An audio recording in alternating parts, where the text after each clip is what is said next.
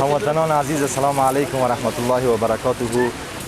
بینندگان عزیز، امید دارم که خوب و صحتمند سرحال باشید. ما در یک روز بارانی در شهر کابل قرار داریم و خواستیم که امروز خانواده هایی که فقیر هستند، مستحق هستند را همراه با بسته های نان خشک انشالله که بتانیم اینا را کمک بکنیم. و برادر عزیز ما آقای محمد جان احمدی از امریکا مبلغ 14020 افغانی برای ما ارسال کردند و از ما خواستند که برای کسانی که مستحق هستند نان گرم توزیع بکنیم. البته خداوند روح خشوع و خسور آقای احمدی را شاد داشته باشه و از ما شما تقاضای دعا کردن. دعا میکنیم که خداوند روزه از جنت نصیبشان بگرداند. انشاءالله بیننده ما باشه. ما در ادامه برای مستحق‌ترین افراد نان توزیع میکنیم. تشکر.